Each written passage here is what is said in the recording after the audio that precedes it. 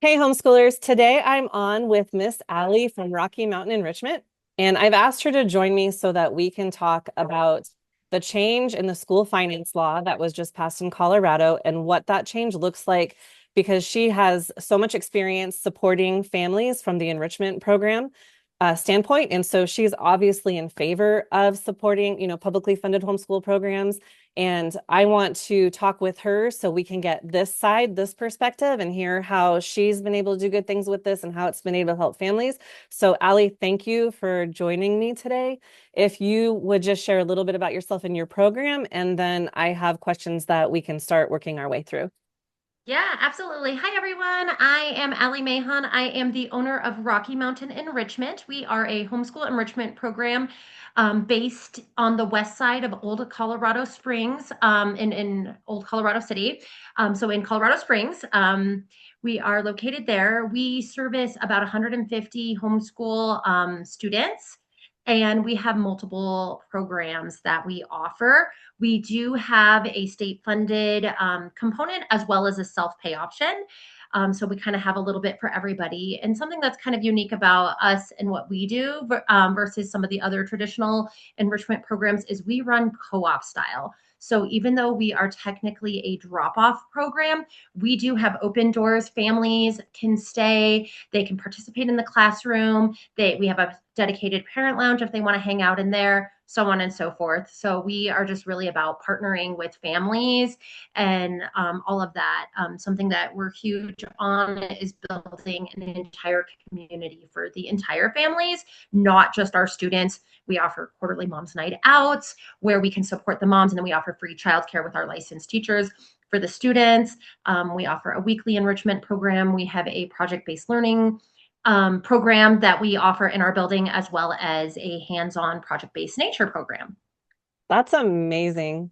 Like Yeah. that, I love that it's the hybrid between old school and new school and that you can have all those options. What ages do you have in your Yeah, group? so we offer programs for students age 3.5 through 14.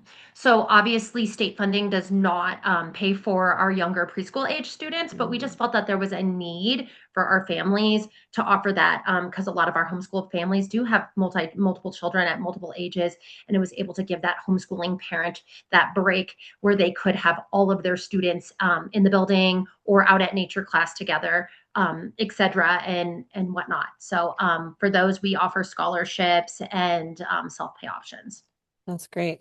Do you have different tracks? Like, or where there's like an outdoor program and an indoor program, or that they sign up for one or the other, or is it just all encompassing? Yeah, that's a great question. So I kind of think of us as having sort of three different programs under our Rocky Mountain Enrichment umbrella, so to speak.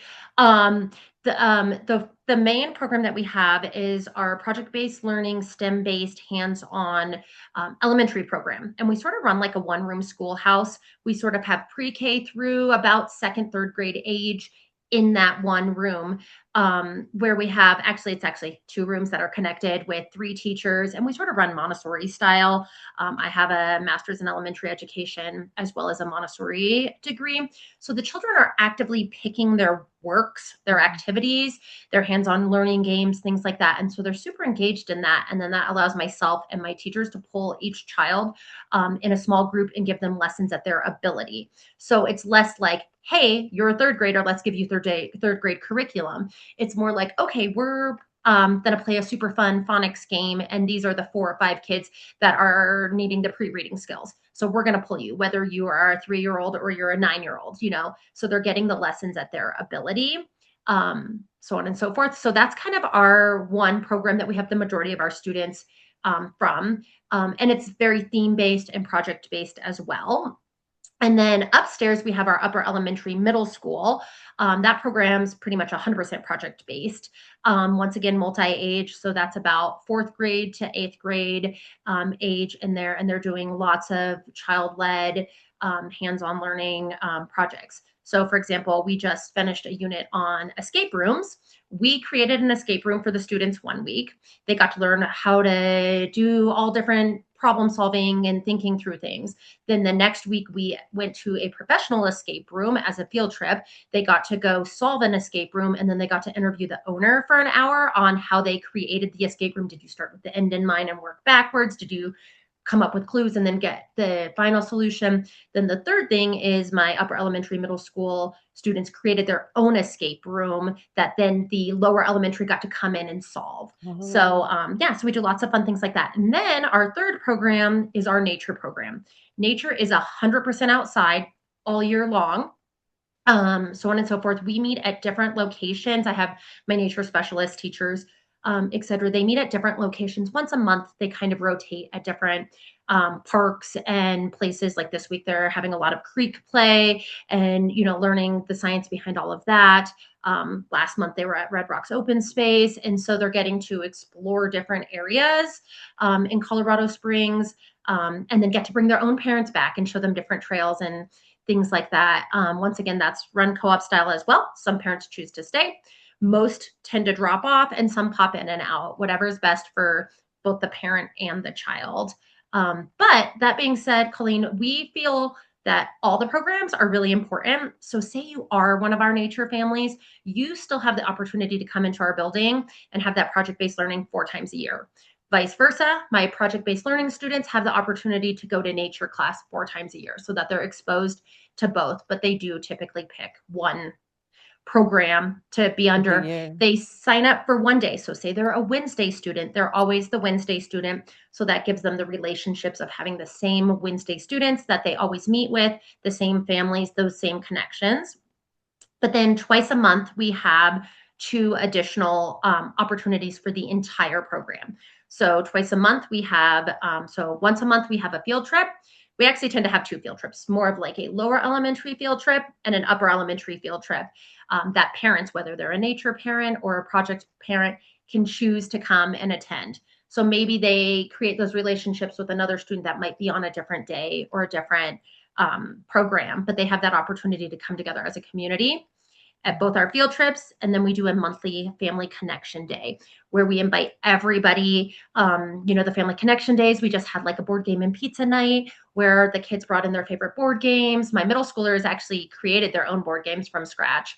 So they got to share those and do that. And then once again, that builds those relationships on days that, the students might not see those other friends and the parents, et cetera. That's really cool. Thanks. So what curriculum do people use at home? Do you have any say Um, in that, or do they do whatever they want? They do whatever they want. So we Mhm. have like a wide spread. We have parents that are, actually have a set curriculum and they're using that, so on and so forth. We have some that are doing online Mhm. options, not necessarily online school, but, like some online options. We have parents that are doing unschooling. So yeah, we do not have a say in that. We do not provide that. That being said, I do. Um, try to offer some consulting with parents if they do have those questions, they're feeling overwhelmed, so on and so Mhm. forth. I tend to always get texts like, hey, we're doing subtraction with regrouping. I'm crying. She's crying. What are we doing Mm. wrong? Help Mhm. me. And so I'm like, okay, take a picture of what you're working on, send it to me. When your child comes into our program, I can sit down with them and figure out, is that skill just a little bit above? Is it the way you're presenting it? Mhm. So on and so forth. And then I tend to try to offer really fun hands-on games and ways to kind of reinforce those skills. That's very cool. What did you do before this, before you ran this Um, school? yeah, that's a great question. I have a master's in elementary education, as well as a Montessori certification. So I taught public school, I've taught private school, so on and so forth. And then I've had a lot of different sales jobs as a public school teacher. Okay. Your salary tends to not be able to cover Hmm. enough. So Yeah. I've always been a teacher, but then also had other jobs, etc. I've also run a tutoring business. So, I mean, and I do kind of feel like sales and teaching go hand in hand. If you're not able to sell the curriculum, the content, the ideas to the students, they're not Yeah. going to be engaged and Totally. interested. The excitement, the So, willing to learn. Have you yeah. ever homeschooled? Yeah, I currently homeschool now. My husband and I have a 12-year-old. We've actually kind of done it all. And I can kind of go over that really quick. But something unique about Rocky Mountain Enrichment is 99% of our staff is actively homeschooling right now. So out of 15 of us, 14 of us are homeschooling. We do have a homeschooling grandma that is on our staff, my a homeschooling husband that is on our staff, and then I have one assistant who does have her children in traditional school. That being said, she's really, really highly considering homeschooling next year. So I Yeah. feel like next year we'll be at 100%. So we're in the thick of it, Yeah. all over the board. Some of us have kindergartners. I have a sixth grader. That being said, but yeah, so I've kind of done it all with my child. Yeah. When COVID hit in 2020, he was in kindergarten. Mm. So we were already kind of doing our own unschooling, our own thing. So that actually didn't really affect us too much. Then in second grade, he's like, Mommy, I'm an only child. I want to go to school full time. And I was like, oh, this was not part of the plan. But Right. my Montessori training is all about follow the child. Let's find Mhm. what's best for each and every child.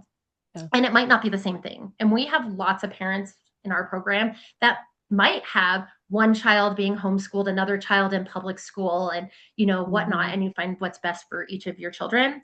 Yeah. So in second and third grade, my child did go to a traditional public school.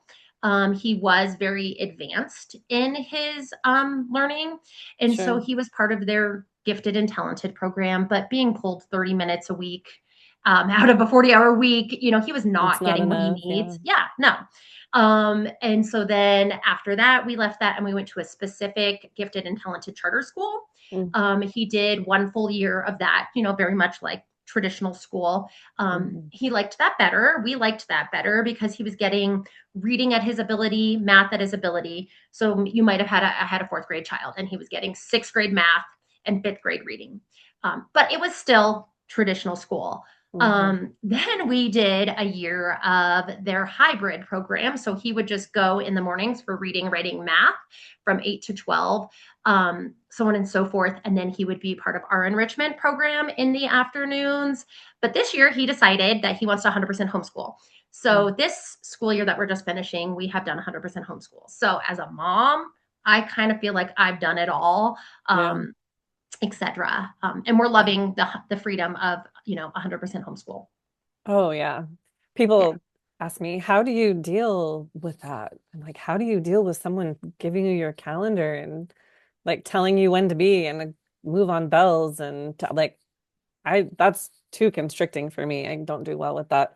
My for sure. my kids, two of my kids did the JROTC program at the local high school where we are. Okay, And it's like I don't want to go to school when they tell me to and work on their calendar and all that stuff. So yeah, I love sure, the freedom of homeschooling. absolutely. Okay, thank you. That's a great background. I appreciate you taking the time to explain Yeah, all of that and sharing all that. So if it's okay with you, I have some questions I'd like to go through with yeah, you. That's pertains more to the current climate in Colorado with homeschooling. Um, well, I kind of feel like you already talked about this. Maybe if you want to add anything to it, can you explain what your program does and why you originally became involved in the publicly funded homeschool enrichment? You already explained what it does, but what sure. made Yeah, you decide to start Rocky Mountain Enrichment and take this on for your next step? How did you get there? yeah. I mean, we just saw a need. Um, and we went from there. So we are all about supporting families, building community, helping students access meaningful educational opportunities. And we saw that there was a need for this. We did start as 100% self-pay, which we still have a self-pay option, etc. But we just felt that partnering with state funding provided a lot more access to a lot more families that might not have the funding to be able to pay self-pay. Obviously, as a homeschool family, not obviously, but a lot of homeschool families tend to be one income because one parent is homeschooling and the other one is working. And that is if there even is a a two parent home. Right. And that, being said, that, people's budgets are tight. And so we felt And getting that, or just, tighter. yeah, yeah, for sure. And so we just felt that offering that state funding option just provided more access to more families to be able to choose, is this the right fit for me? And so that's just something that we're huge on. And so we just kind of saw the need, and we just felt like the publicly funded programs bridge that gap, allowing parents to remain the primary decision maker in their child's homeschool program, but then gave them a little bit more options, a little break, Mhm. and a lot of support and community. Yeah. So which school district are you within, or are you a BOCES program? Yeah, that's a great question. We are currently under BOCES. That's how Mhm. we currently get our funding. Our building is in District 11, Mhm. so on and so forth. So we understand kind of the new laws and all that kind of stuff, and we're working on all the things that we need to do to be compliant, of that. Within the district boundaries you're Yeah, referring to, yeah, right? Yeah. yeah, yeah, exactly. Well, I would imagine you can still do field trips, right? Like for the nature program, because wouldn't it just be classified as a field trip and not operating outside of the district if you're doing something for your nature program that's like up in Yeah, I Denver mean, or something? Isn't that yeah, how I it mean, would work? I feel like we still need a lot of clarity from the Yeah, Colorado Department of Ed to right. define this new legislation that just came out, and to Hmm. define what programs can do and what is instructional hours versus not, to be able to count for the funding. Hmm. I do feel like Rocky Mountain Enrichment's in a pretty good place because we are we offer super hands-on academic learning. Hmm. So I feel like when it comes to programming, we're pretty safe. A lot of our activities and things we do are aligned with Colorado state standards, Hmm. etc. Yeah, yeah. What needs were you seeing in the homeschool families that these program or your program helped meet? Yeah, we're seeing a variety of needs. Once again, just accessibility was something that we were seeing people needed, whether it was specialized classes, tutoring that we're offering. We also offer some small group tutoring as part of our program as well. Extracurricular opportunities, things that would normally be out of financial reach for a lot of families. A lot of people were looking for the social connection, the community, and the educational guidance, which is, Hmm. some things that we offer as well. Hmm. We realize like that every child learns differently and every family's situation is really unique. Hmm. And so we've seen that choice matters. That's one of the beautiful things about Colorado in traditional school, homeschooling, everywhere, that we do have the choice and parents can find the best fit for each and every one of their children. Absolutely. I agree with that completely. So people on the other side of the camp will say, the critics of publicly and funded enrichment programs will say these programs are changing the nature of homeschooling away from home-centric, parent-centric teaching. From your perspective, how do these programs actually support homeschool freedom and access?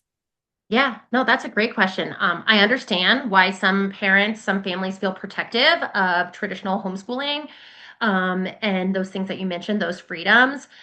It's really important, for all of us. At the same time, I believe publicly funded enrichment programs, they actually expand that access and allow families that may not otherwise be able to homeschool. It offers them the support. A lot of families, maybe they are working part time, and so they're able to have that day off where they're like, hey, this is the day that I work, Mhm. so on and so forth. Like I mentioned, 99% of my staff are homeschooling parents. So even just within our own program, we're able to help 15 different families get a second income because they can bring their students along or have the Mhm. flexibility to be like, I'm going to work 2 days a week or 3 days a week or whatever the case is. I don't feel like our programs replace that parental leadership, because we don't.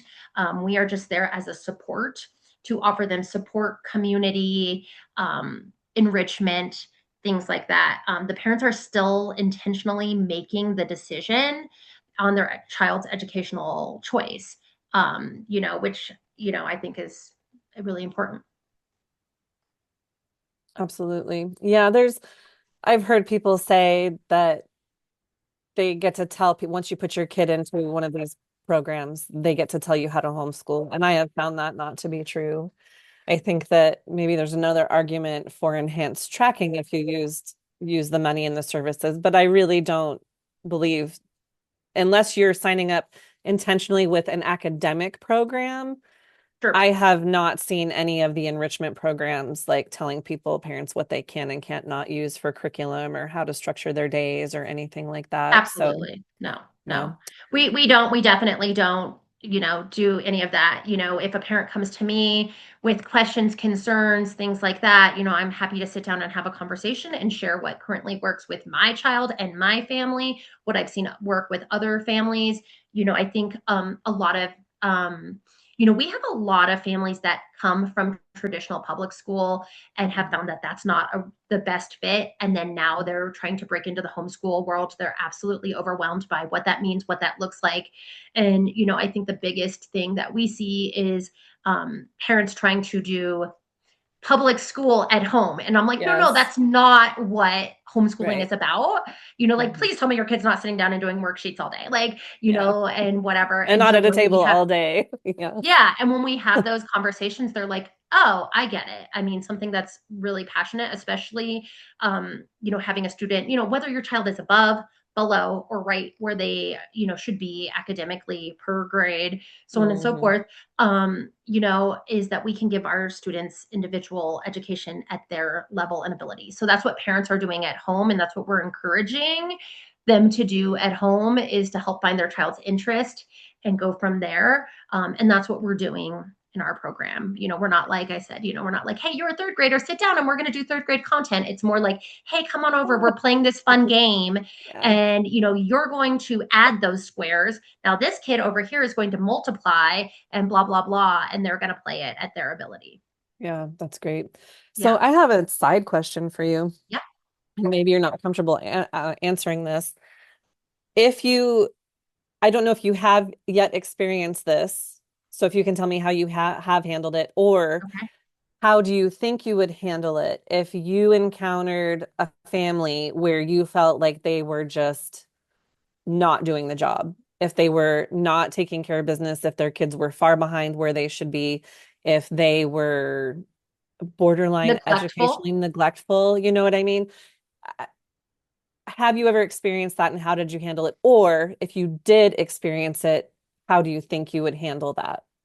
Yeah, that's a great question. I have not had that direct experience in regards to Rocky Mountain Enrichment. Mhm. I have had I am also Rocky Mountain Enrichment. At one point we were El Paso County's court order tutor. So I Mhm. have tutored and been paid through El Paso County to tutor a student who was under neglect and did not have, they had quote homeschooled but had done zero academic Right. anything. So this Yeah. seventh grader had not been exposed to anything. And so I had, to come in and tutor and teach them what a letter and a sound is and how to read. And because of that, and because of custody changes and things like that, they were then Mhm. being put in traditional school, in traditional middle school. Oh, so Oh like on top of gosh. everything. And this child didn't know what a letter and a sound was. And they so I have had like a little bit of that experience, but not, Not through but your not program. necessarily with my program. Right. We definitely want to reach and meet every child where they're at. So, definitely I love to share really fun hands-on games and activities that we're doing, and offer support to our parents. And I think that is why we also offer some small group tutoring with a licensed Colorado teacher that does reading tutoring. We have a retired math teacher that does math tutoring, etc. So, I mean, I might suggest to parents if I'm noticing that there's a huge gap. And we do have a lot of kiddos that are just have special needs and different things, and they're just not, like in traditional school, they really would be classified certain ways and things like that. But I just try to offer the support and say, hey, your kiddo's already in the building, XYZ, we have this sort of tutoring. This may be a good option. Are you interested? Mhm. But But I it's important to definitely, note you haven't experienced it, right? yeah, yeah. That's important. I think Okay. I think it's rare. I think maybe people that are not in the homeschool world imagine that this is happening all the time and blah Right. blah blah, Yeah. and it truly is not. Yeah. Like I said, I've only been exposed to it one time, and that was through some, really intense court thing. And it is good to And it was know through a that program designed to help kids like that. It wasn't a like, homeschool thing. Yeah, and it yeah. wasn't even just for homeschool kids, it was for any kid who was suffering, right? Exactly, exactly. Yes, yes. So this is the next section, and this is Okay. addressing concerns directly. We want to take head on what the Sure. people who are against publicly funded programs say and what their concerns are. So these might get a little dicey and heated, You're but good. it's great for us to be able to talk about it. So one of the biggest concerns people raise is that government funding eventually leads to government control. How do you respond to that concern? Yeah. That's a great question. I understand that concern, and I think it's really important to take it seriously rather than dismiss it. Okay. So thanks for actually asking that. Families who value homeschool freedom naturally want to protect that parental autonomy, all sides of it. Mhm. At the same time, publicly funded programs operate within existing legal framework. While we're allowing families significant flexibility, there's still an individualized learning opportunities. There's still, we need to find the balance between accountability and unnecessarily limiting parental choices, per se. So, in regards to that, yes, if you choose state funding, there are laws and rules and things connected to that. Just like, like we were talking earlier, like if I go and get a car loan for my car, there's going to be some laws and rules and, things that, I can't just take that money and go to Disney World with that money. I need to use it to finance my car. It's kind of the same thing, in my opinion. I think that it's important that we have these dialogues with all sides of it, and we just really try to ensure that programs continue and have the ability to serve students. If it came down to it and you had to do something that you felt was morally wrong for like tracking homeschoolers or implementing more control on them, would you give up funding and go back to a self-pay option? That's a really tricky question because I feel like the funding provides choice Right. and accessibility. Oh, it's like frozen. Can you still see me? I can hear you, I can see you, Okay. but you're not Okay. moving I am too frozen. much. Yeah. No, you're good. So I feel like that the funding provides accessibility and choice to families that may not have that accessibility and that choice otherwise. So if we became 100% self-pay program, I think we would be limiting the opportunities for more students. Now, Mhm. I 1,000% respect what each family finds to be the best fit for them and their values and their beliefs Mm. and things like that. So if somebody comes to me and says, you know what, I'd really like to do self pay, I have no problem. If somebody says, so on and so forth, I think something I was reflecting on is like, well, what do you say to a parent if they're like, well, what about the government control and this and that? And honestly, I've never had that question because I think the families that are very strong on that stance, they've already made that decision and they've already Mhm. made that choice of what's best for their family. And I respect that.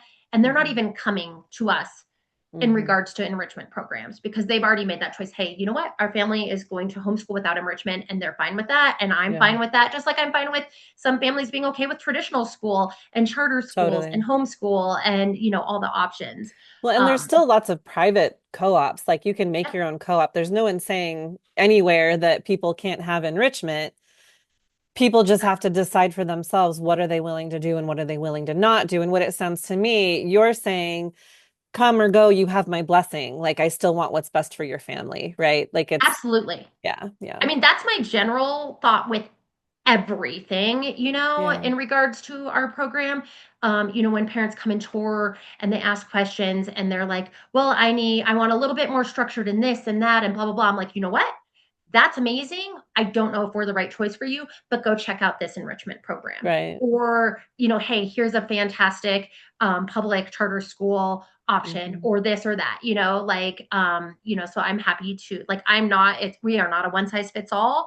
Hmm. And I'm happy to help you find what's going to be best for each and every individual child. Absolutely. I think in Colorado, especially because there are so many programs, I mean, oh my gosh, it's overwhelming how many It is. options there are, right? I feel like homeschooling isn't even the right word anymore to use for a lot of it. I feel like there's like old school homeschoolers who are like, no, nothing publicly funded for us. Okay, cool. Like I would call them the homeschoolers, right? But then we Okay. have a whole nother realm of like alternative schooling. And I'm not saying one is better than the other. I'm saying everybody needs to figure out their jam for their family, for their kids. And like you said, sometimes it's one thing for one kid and something totally Yep. different for another kid, right? So maybe you have one kid who is like an old school homeschooler.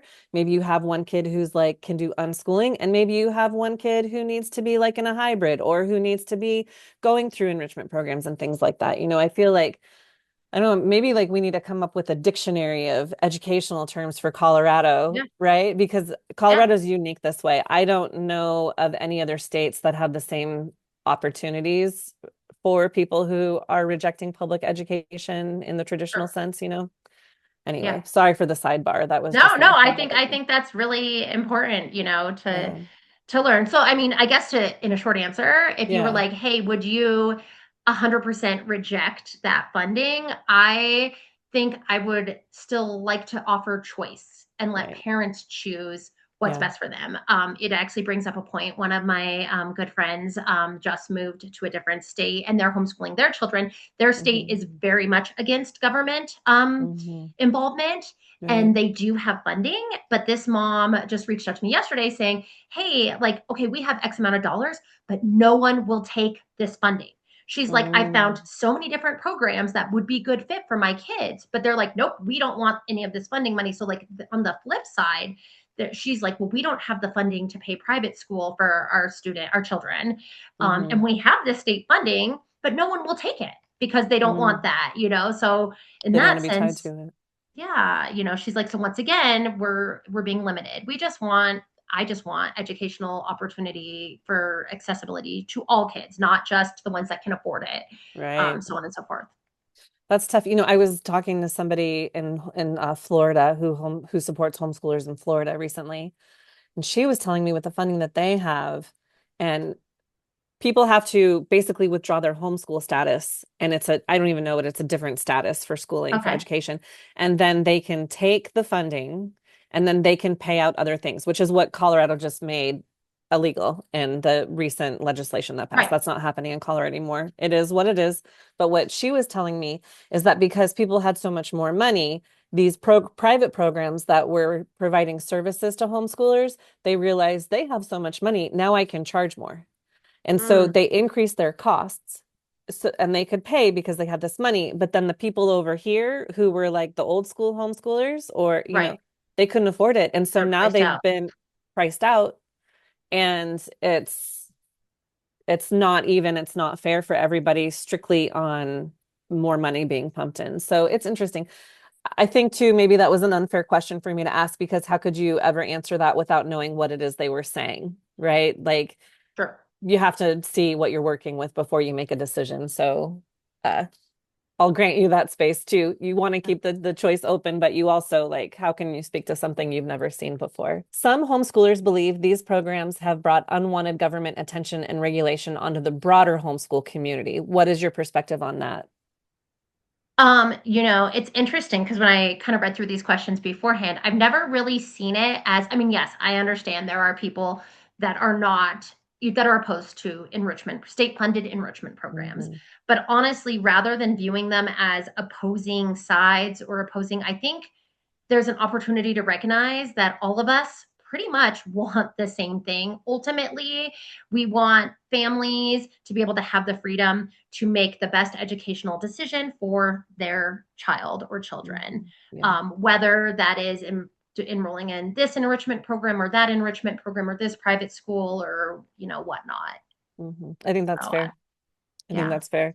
We do. I mean, everybody just wants what's best for their kids. Nobody wakes up in the morning and says, "I think I'll take less than the best for my kid today," right? Like we're sure. we're all trying to do our best.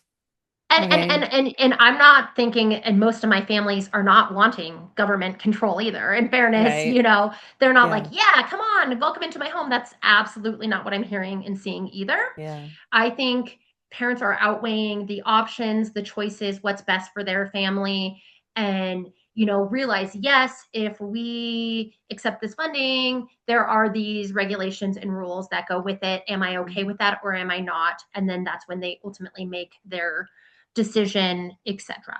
Definitely. Yeah. If anything, this is a good time for people to stop and think, what do I really believe?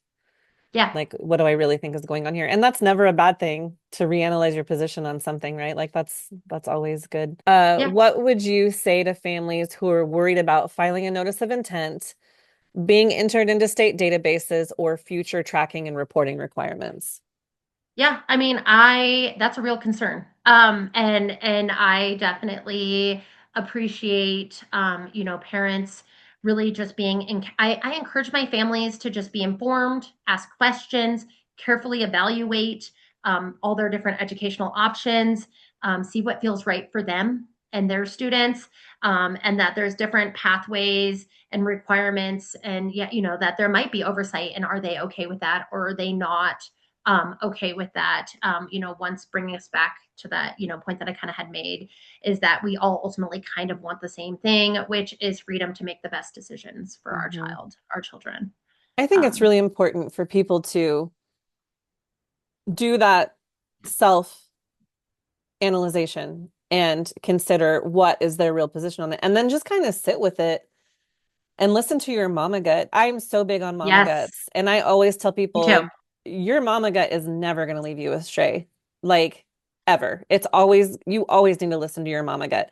Every single time in my life as a mom where I was like, oh, that doesn't feel quite right. And I did it, I regretted it every single Yep, time.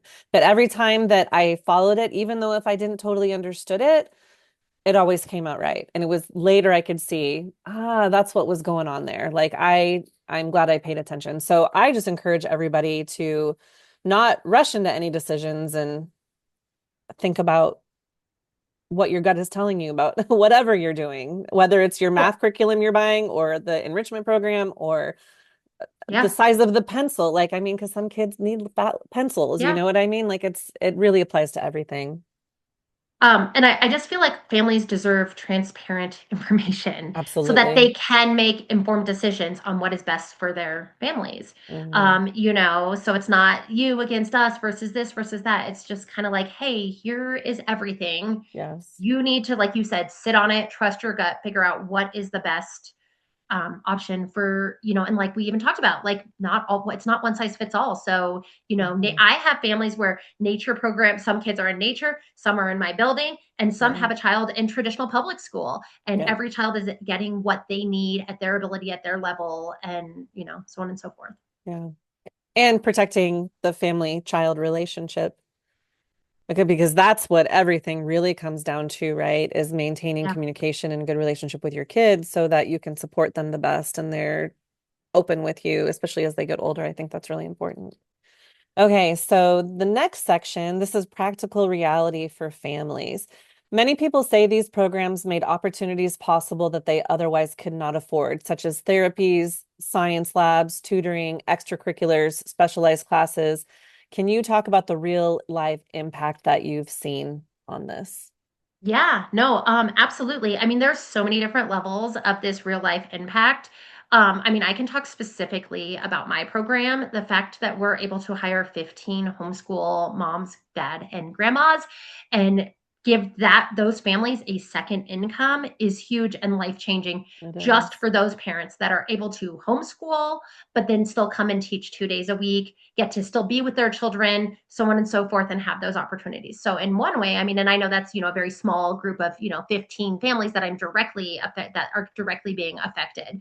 But that's something that I didn't foresee when I started Rocky Mountain Enrichment. I thought, okay, cool, we're going to offer enrichment, we're going to offer opportunity, and so on and so forth. But I never really thought of like that we could offer you know um, financial support to so many different families that way. Mhm. So that's one. The other thing that I've really noticed beyond like the obvious, the kids get to socialize, they get to build those really core, deep relationships. since we are not responsible for the students' academic education because that's happening at home on the days that they're not with us, it allows us to allow the children to be able to sit and socialize and have conversations and really create true, meaningful friendships that I do not think are happening in more traditional schools. Like I said, I have a 12-year-old. We just had his birthday party last weekend.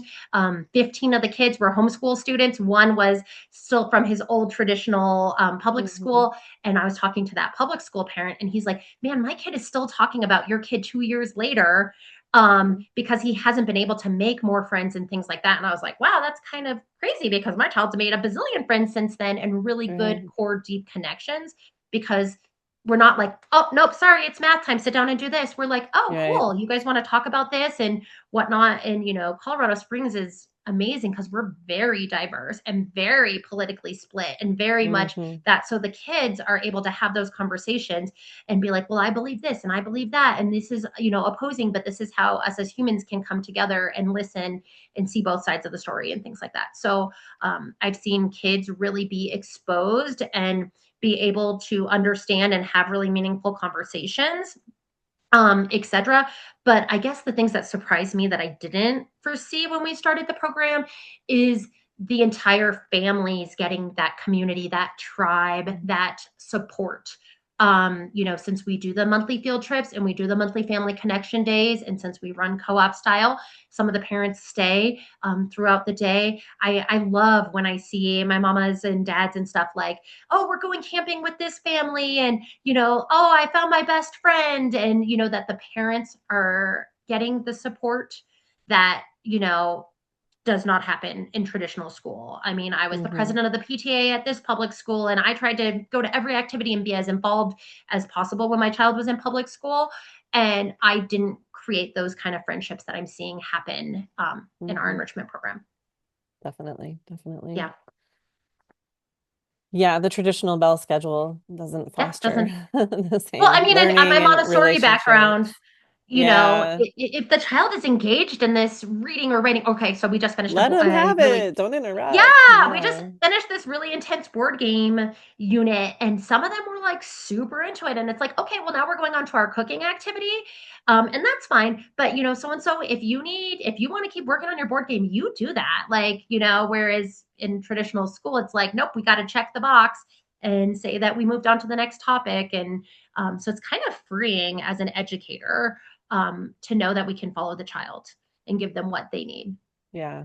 Yeah. It's huge. Learning doesn't happen on a timer, For sure. especially deep learning. Deep, passionate learning doesn't happen on a Yeah. timer. Yeah. What misconceptions do you think opponents of publicly funded enrichment programs have about the families who use them? I think they assume that public funded, like that we just don't value homeschool freedom. And that's absolutely not the case. That I think, people might assume that, and it's just not true that we do deeply care about parental rights and flexibility and individualized education. And that just looks differently and is unique for each and every family. So whether that is participating in a state funded program or somebody who might not be okay with that and then they self pay. I mean, I would say the majority of our self pay parents are not because they don't want the government funding. It's because they actually want to add a second day of enrichment.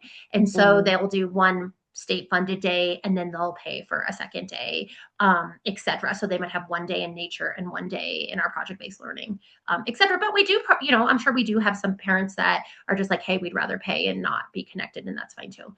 So I guess I feel like the biggest misconception is that we're like, yes, we want the government in our business, and that is Mhm. not the case.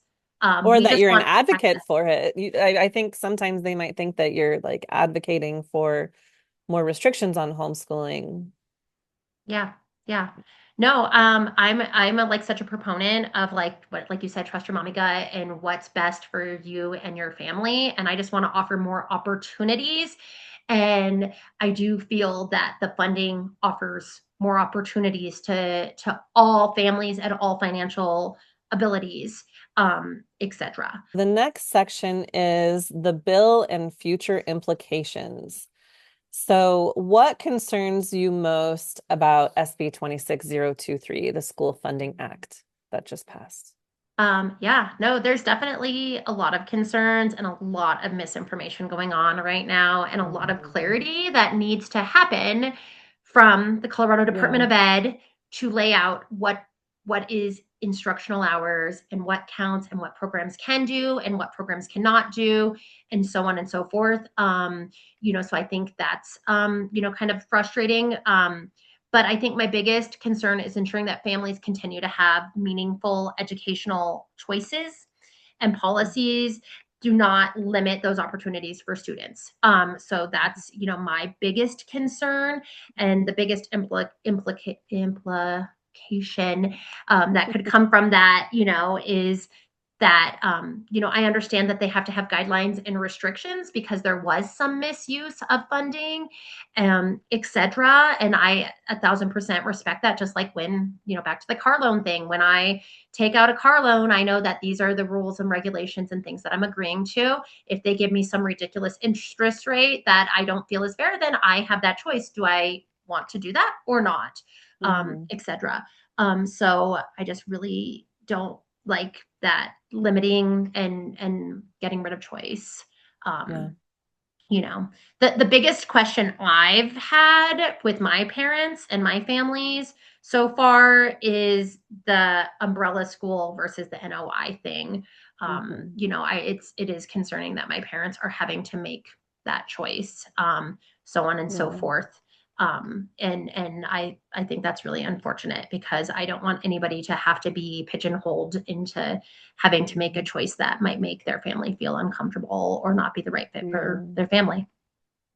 And it's sad too because not all programs have the tutoring support that you provide. And obviously, I run an umbrella school and, Yeah, I help families. And if for me, it's sad because they know that they can email me anytime if they have a question or they need something. Once they file the NOI, they can't email the school district and ask for help. And it says it on CDE's website. We don't help with homeschooling. Right. yeah, So for me, it's sad. It's like, okay, so you're going to make them give up something that they're paying for privately. They're not getting right, government funds to right, enroll with me.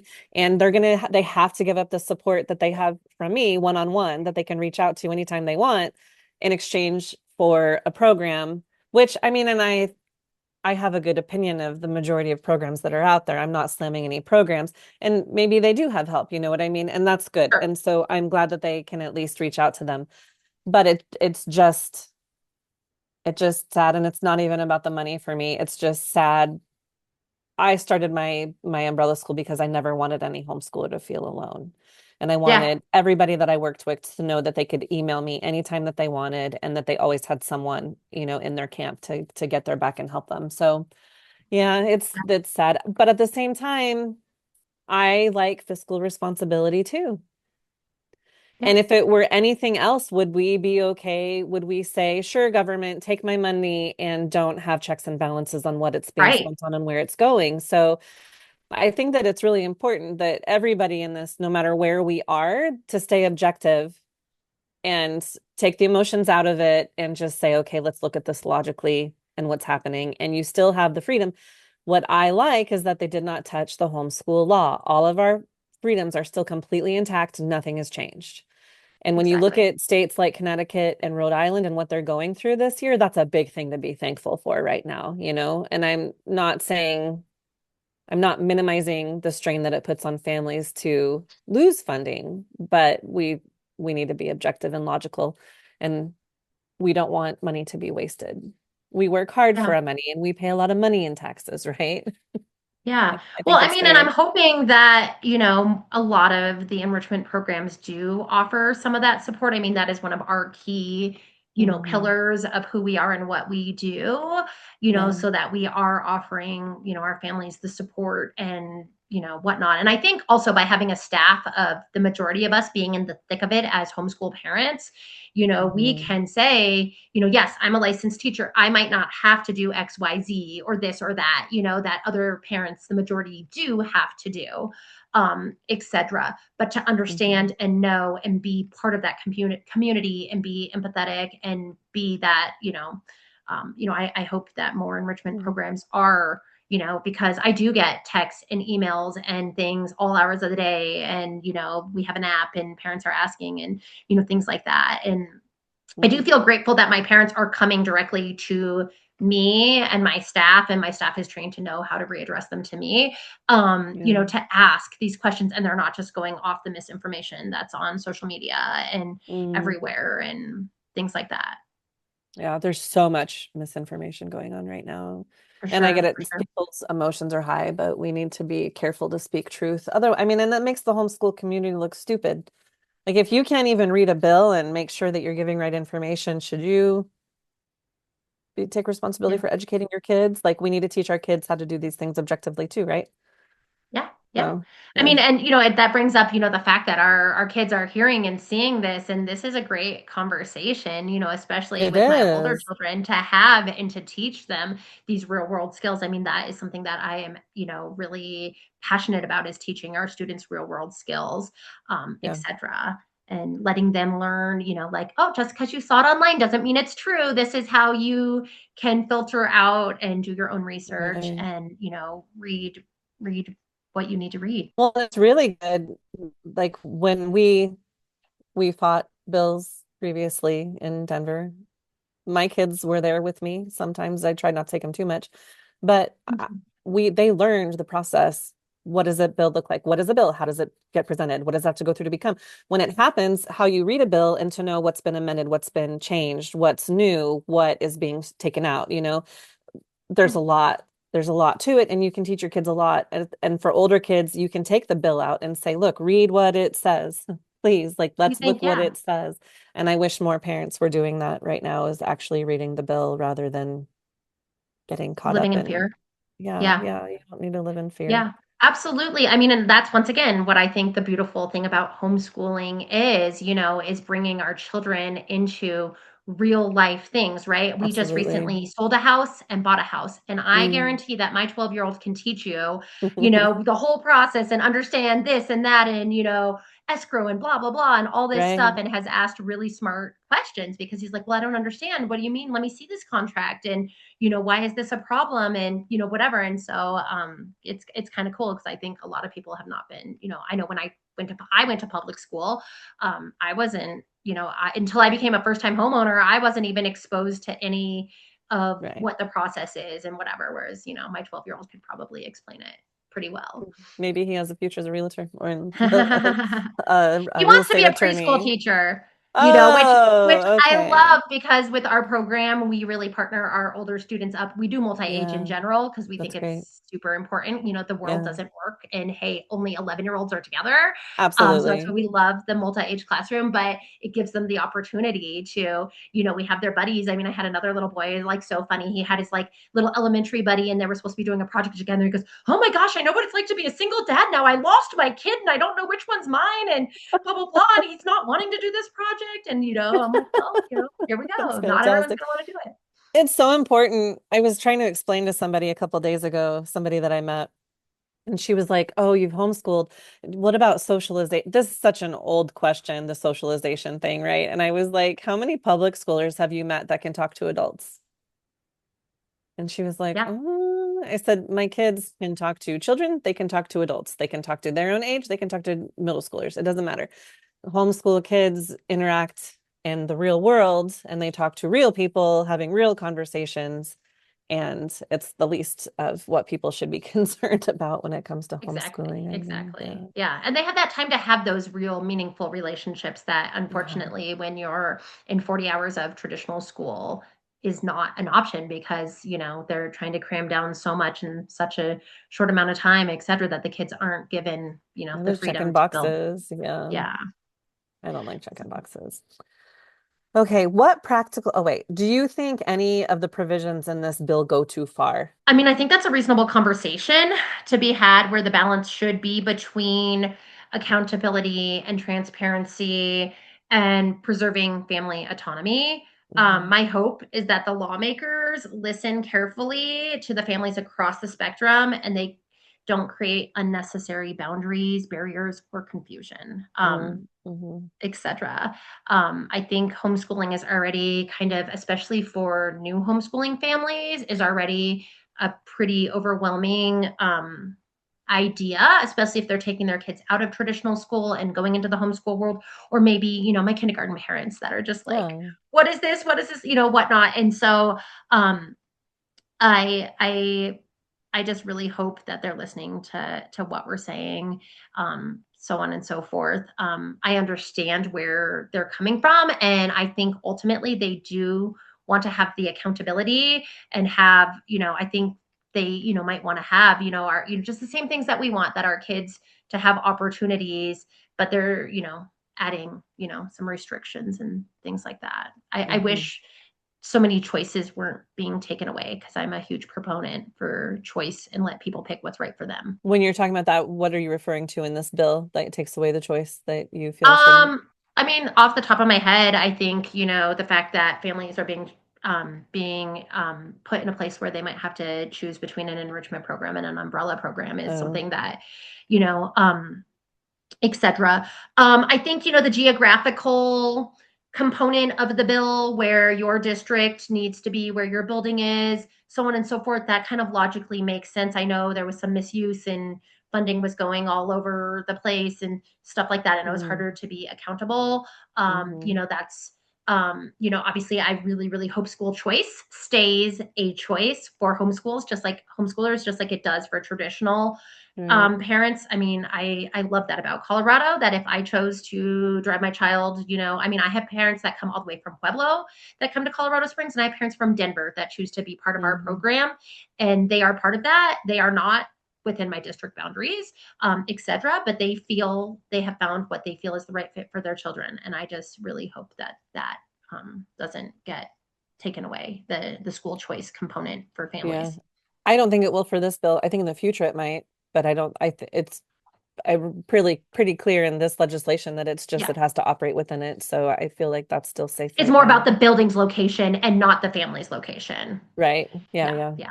Yeah. And So they would have to change the school choice law for that because it's coming from public funds. So they would have to like completely overhaul that and intentionally exclude homeschoolers to do that. yeah, Is it yeah, possible? Sure, it's possible. Do I think it'll happen? I'm not too worried about it, yeah. but anything can But that's some happen. of the I don't make the laws. misinformation. Yeah. That's some of the misinformation I think that's kind of going all around, and some of the Oh, have questions you I'm seen people getting. saying that they have to I've live in I've the had same yeah, I have, district? and I've had families come and ask and be like, "Well, if I don't live in your district, is that and like whatnot?" And Mm, once again, it's okay. like, I well, hadn't we're seen those. okay. That's good. I'm glad that they're Yeah, asking. I'm glad that you're telling them the truth and getting the right information sure. out. What Yeah. practical impact do you think this bill could have on families and students? Yeah, for some families, I think some increased uncertainty or additional requirements could make homeschooling feel more difficult and Hmm. less accessible, Hmm. which is That's a not what I bad want. feeling. Yeah, That's a yeah, really bad feeling.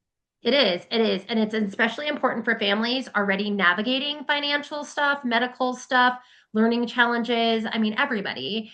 But I think it's just adding a lot of additional stress and uncertainty, to the families. Hmm. Ultimately, we want policies that support students while respecting the diverse ways families educate their children. Yeah. Which And maintaining parental authority, right? exactly, exactly.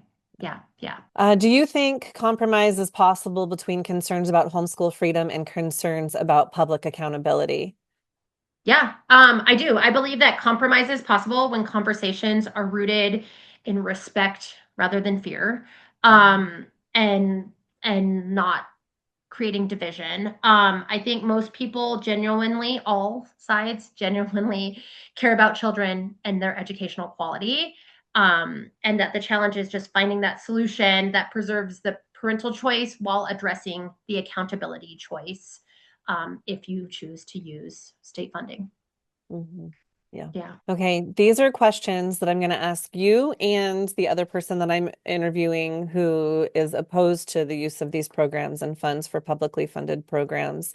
Some families feel publicly funded programs make homeschooling possible for them financially or logistically, while others believe government funding will always eventually lead to increased oversight and regulation. How do you personally weigh those competing concerns?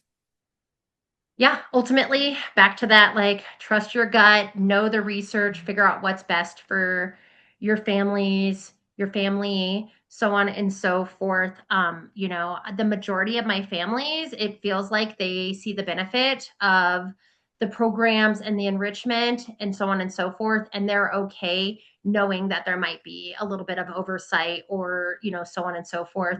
Mhm. Like you said, this is a great time for parents to really reflect on their values and be like, hey, is this something that we want to do or not? Or is this something that we can afford to pay out of pocket, etc. What kind of homeschool future do you hope Colorado preserves over the next 10 years? That's a good question. I hope that Colorado continues to preserve a diverse and family centered educational landscape where parents can have meaningful choices and students can have those meaningful experiences, connections, and find what fits each child's unique needs. So, once again, back Mhm. to that choice, the multiple programs. I just absolutely love that. Some people are like, oh, well, isn't it competition? And I'm like, no, we all offer something and everything that is so different. Like I want each child, not even necessarily each family, to find the right fit for them. And I've had in just amongst my own programs where maybe a child is struggling with the project based learning class and things like that. And I'm like, I've had that not difficult conversation, but that conversation where I'm like, hey, I think your kiddo would do really really great in nature class. Why don't you try out a nature class and see if that's a better fit? And I've also had the flip where the nature Mhm. kids come into the building too, so, and then I've also had where, Yeah. families have chose to leave for, something else. And that's fine too. So I guess I just really hope that we continue to have the choice and the options so that you can find what's best for each unique child. Yeah, it's in everybody's best interest to empower kids because they're our future, right? Yeah. Like there's room for everybody in this sandbox. We don't need to be worried about who's getting the money and how much money we're making. This is really about children. This is really about families, about children becoming the best humans they can be, and about parents Yes. and children maintaining the best relationships they can possibly have because that benefits all of society, right? Yeah. That's that's how our world moves forward is by empowering families and children to be who they were created to be. That's how I feel about it. Yeah. Absolutely. Okay, so now I just have a few more questions in reflection and closing from our discussion. What questions should families ask themselves as they decide whether publicly funded programs are right for them? Yeah, that's really good. I feel that they should try to figure out what learning environment best supports each and every individual child. So that's the first thing. Really reflect and know your child and do they work best sitting at a desk? Do they work best moving? Do they need to be outside, inside? Just knowing Yes, your child and then trusting is the biggest thing that I think I see homeschool moms or parents not trusting that they actually do know that because they really do. You do know what's best for your child, they do. even though sometimes you question it, and that's okay too. Absolutely. And also to kind of consider what level of flexibility or structure works best for your family. So that's something to think about. Do you want a once a week program at the same time, at the same place? I know we talked about how co ops are still available, and I've had a lot of parents come to me and talk to me about that too. And we mirror very much like what a lot of co ops do. But since we have Mhm. that state funding, since we have administrators and teachers that are paid, there's a lot more consistency and things like that. So some of the complaints I've had about co-ops is like, oh well, since we're all volunteering, things fall through the cracks and Mm, XYZ. And since we do have funding and we do have systems and structures, and it provides that consistency for the families. mhm, So I mhm. guess to just think about what level of flexibility or structure works best for your family is something. Also, what resources and supports does each child need? For us running co-op styles, some children and some parents and some families are not ready to drop their children off for 5 hours and leave Mhm. them. And that's why we have, a co-op style where parents can go into the classroom and help out, or maybe they sit in the parent lounge and they say, mommy's going to be in this next room talking with another mommy and having coffee Yeah. and having my own moment, but I'll meet you at lunchtime. And then slowly, eventually becoming 100% drop off if that's what the parent's intention and it's best for each child. So, to kind of think Mhm. about those options. What educational philosophies align with your own family's values and things like that. We are state funded, we are secular, we stay very politically neutral. There's so many topics that we can cover that, we really try not to dive into controversial hot topics or things like that. We just want to help grow better humans. Mhm. And then lastly, what level of oversight are you and your family personally comfortable with? Mhm. Does the oversight outweigh the benefit, XYZ? And that's going to Mhm. be everybody's personal choice. And if you take away that choice, then everyone's being kind of forced into one way versus the other. And so, to me, the choice is important. Yeah. The only thing I would like to add to that is your time schedule and what your family can handle without being overburdened. Yeah. Because it's easy in Colorado to say yes to a lot of things, and then you're on the go every single day, and kids don't get downtime, and kids don't learn how to be bored and then find Mm, things to do, and they don't learn how to relax either. That's one thing that I struggled with that I had to really get a grip on with my own yeah. homeschool. And my kids were little, I overscheduled us, and it was just too much. And I looked at my poor little children. It was like they never get a break. They never get to be bored. They like Right. I We're need running them from back. this to that Yeah. to, Yeah. And I felt like it hurt relationships too. One, because I was like, we gotta go. And so, yeah, gotta that go. was too Yeah. much for them. But then also they were always bouncing around. You know what I mean? Like Mhm. that's just stressful. So that's the only thing I would add to that. Everything you said, I Sure. agree with. Okay. Yeah, no, I think that's a Um, really, really valid point, and that's something that I addressed as a public school teacher to my students and my mhm. families and to my tutoring families and Yeah. even my homeschool families now is to really be mindful of once again what's best for your children and not overcommitting and so on and so forth. And like it's okay to have a personal day, Yeah. so kind of thing. And just message me in the app and like what, and we purposely start our program a little bit later in the day so that it's not like, oh, we got to get up and da da da one day a week where your child's like, what is this 7 a.m. wake up? We Going don't, through rush hour, like yeah, all we the don't start things. till Yeah. 10 a.m. Oh, that's nice. Yeah, to allow, that flexibility for families and, so on and so forth. People need sleep. It's so Yeah. important to health and kids' brain development. People like let them sleep a Well, little or bit. like, It's okay. selfishly, I mean, there's a lot of reasons we have our 10 a.m. start. And one of the reasons is, it allows myself and my staff, like I still go to an 8 a.m. workout and I can get my Mm, hour of mental health workout in before I've started my day, before I even have to yeah. wake my family up and et cetera, and get them Yeah. ready for, All of it. Yeah, yeah, that's good. Balance. We don't have to be on a hamster wheel. no, That's the homeschooling. We're supposed to be free to design our lives the way we want them to be, right? for sure, Okay. for My sure. last question is what final Yeah. message would you leave families with right now? Yeah, I guess what I would leave everybody with is that at the end of the day, this conversation is really about our children, about our families and the educational opportunities that are out there. Every student is different, every family is unique, and you need to ultimately, make the choice of what's best for you and your family. So sometimes the choices are overwhelming. We have so many choices here in Colorado, Mhm. but then now that these new laws are coming out, people are feeling like the choices are being, taken away and things like that. So just, to really realize that, we all have your children in mind, and, you ultimately as the leader of your family know what's best for you and your family.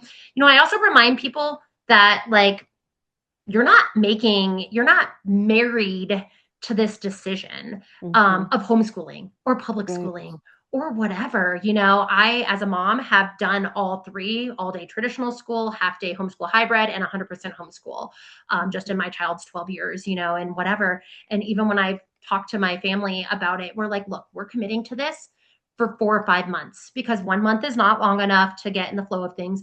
But like, if this is not the right fit, like, we could maybe go back to XYZ or whatever, or try something different. So just Mhm. kind of reminding people like to trust what's best for their child in this moment, which could look Mhm. differently.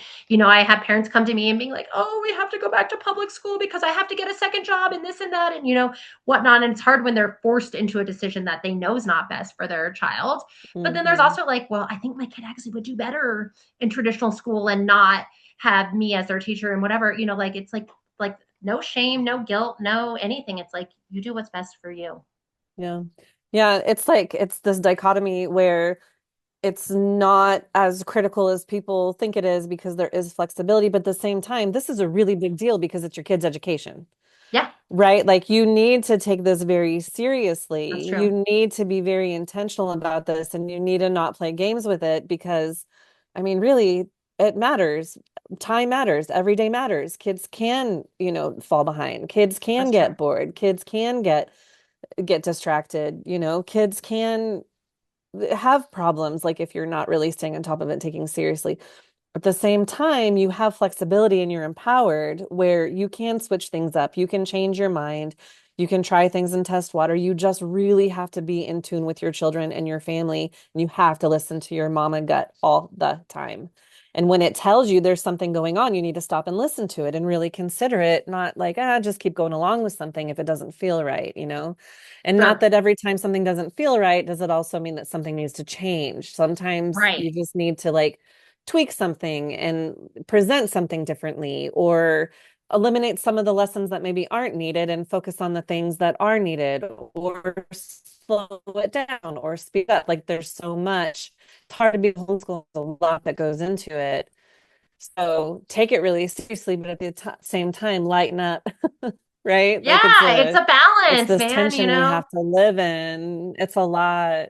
Yeah, yeah. But I firmly believe that anybody who wants to homeschool can homeschool successfully if they're willing Absolutely. to do that hard work and put in the time and give the attention to their kids and Absolutely. it's okay. Things are good. Everything's still Yeah, and intact. and and to Nobody's have lost that any community and freedoms. that support as well is huge. Yeah. Yeah. Definitely. Well, thank you so much, Allie, for giving me your time today and talking with me, especially on short notice. I appreciate it. Oh, thank you, Colleen. I'm Oh, just so wait. excited, and I really appreciate you, sharing all perspectives, because, parents can't make informed decisions if they don't have the information.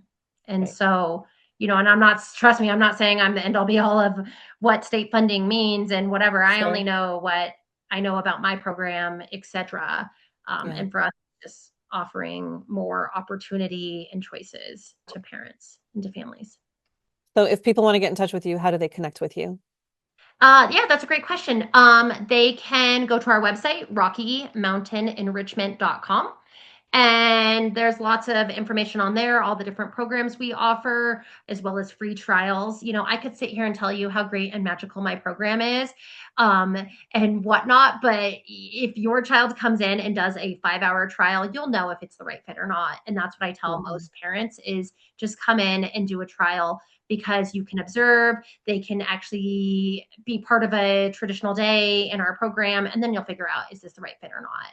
Because I Yeah. think that's the biggest question I get asked from families is like, well, how do I know? And how do I know if nature is better than project-based learning? And I'm like, try them both.